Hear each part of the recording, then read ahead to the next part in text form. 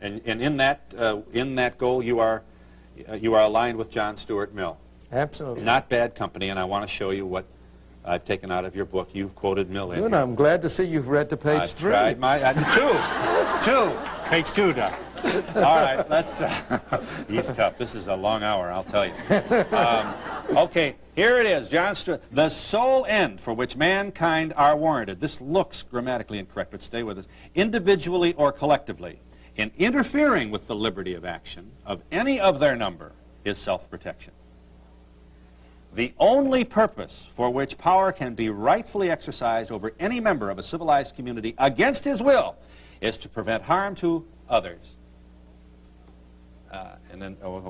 The only part of the conduct of anyone, his own good, either physical or moral, is not a sufficient warrant. In other words, let's understand that.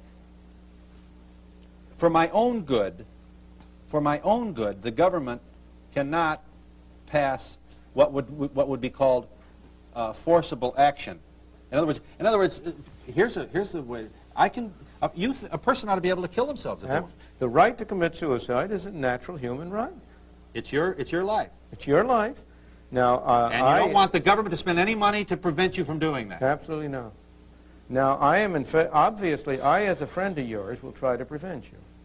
If you were a friend of mine and you suddenly got to a bridge and were going to jump over, I would certainly rush over and grab you and pull you up. But you don't want public money to keep me from doing it. Well, I would go farther. No, I want to go farther on a personal basis. I would reason with you. I would argue with you. But let's suppose after I had reasoned with you, after I had argued with you, I had failed to persuade you. Do I have the right to use force to prevent you from disposing of your own life? The clearest case of that, I certainly do not. I certainly do not. And you do not.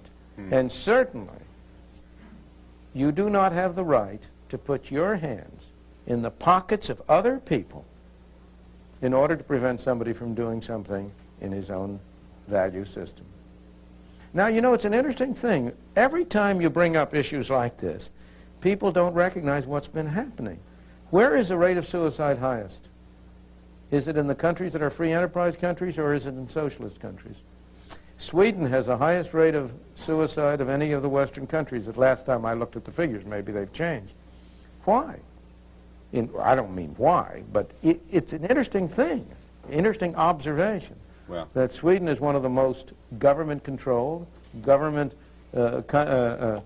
socialist countries in the world. Yeah, but that hasn't prevented people from committing suicide. Yeah, but the problem with take the simpler cases. Don't take this point has to be made. The problem with your point is that this is hardly anymore the best representative example of what the free enterprise system ought to be. So you yourself are America's severest critic. You think we've blown Adam Smith's theory here in America. So we should have people jumping off bridges left and right here. Not because it's a bad... We do.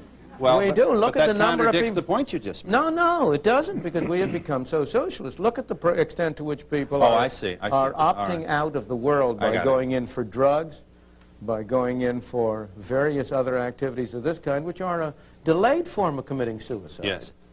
One of the problems of our society is that by having all responsibility assigned to the government, we have removed the pressure on individuals to be responsible for themselves, to feel that they have a set of values that they are entitled to pursue.